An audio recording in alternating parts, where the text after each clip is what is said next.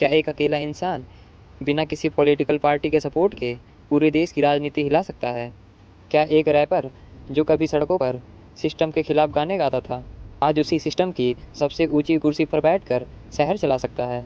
दोस्तों, हम बात कर रहे हैं नेपाल की राजनीति रॉक स्टार की, बलेंदर शाह, जिन्हें दुनिया बालन शाह के नाम से जानती है। एक इंजीनियर जिसने काठमांडू का नक्शा बदलने की ठान ली है। आखिर कैसे हुई इस सफ़र की शुरुआत, चलिए जानते हैं।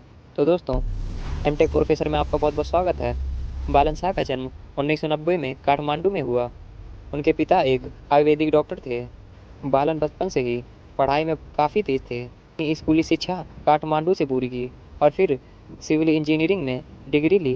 लेकिन वे यहीं नहीं रुके, वे एमटेक करने भारत के कर्नाटक आए।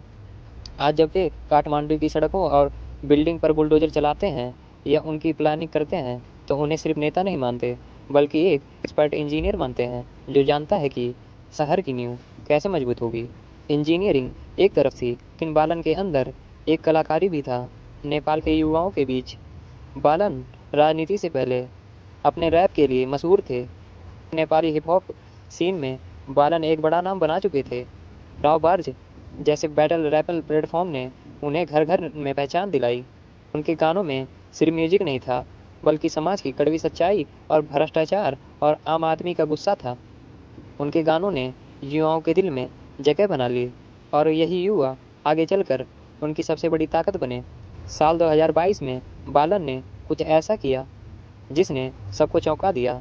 उन्होंने ऐलान किया कि वे काठमांडू के मेयर पद के लिए चुनाव लड़ेंगे, वो भी एक स्वतंत्र उम्मीदवार के रूप में।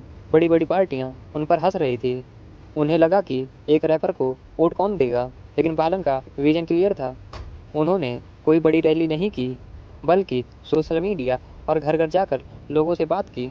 उनका चुनाव चिन्ह लौकी था। जब नतीजे आए तो पूरी दुनिया देखती रह गई। बालन शाह ने नेपाल की सबसे पुरानी और बड़ी पार्टियों के दिग्गजों को धूल चटा दी और भारी मतों से जीतकर काठमांडू के मेयर बने। कुर्सी पर बैठते ही बालन शाह ने अपना असली रूप दिखाया। उन्होंने सालों से जमे अतिक्रमण को हटाना शुरू किया। चाहे कितनी भी बड़ी बिल्डिंग हो या पावरफुल इंसान, अगर वो अवैध है तो बालन का बुलडोजर वहाँ पहुँचा। उन्होंने काठमांडू के वेस्ट मैनेजमेंट पर काम किया और शहर को साफ बनाने की मुहिम छेड़ी।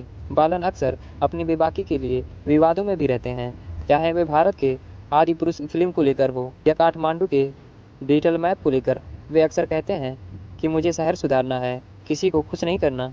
आज बालन शाह सिर्फ एक मेयर नहीं, बल्कि दक्षिण एशिया के युवाओं के लिए एक प्रेरणा बन चुके हैं। वे बताते हैं कि अगर आपके पास सही शिक्षा, विजन और हिम्मत है तो आप पुराने और सड़े हुए सिस्टम को अकेले के दम पर बदल सकते हैं। बालन का सफ़र अभी जारी है और पूरी दुनिया की नज़रें उन्हीं पर हैं कि वे काठमांडू को कितना आगे ले जाते हैं। तो दोस्तों, ये थी बालन शाह की पूरी कहानी। आपको क्या लगता है, क्या भारत में भी ऐसा युवा चेहरा को राजनीति में आना चाहिए? कमेंट में अपनी राय ज़रूर बताएं। वीडियो पसंद आया हो तो लाइक करें। एमटेक प्रोफेसर को सब्सक्राइब करना ना भूलें। तो दोस्तों, मिलते हैं अगले वीडियो में।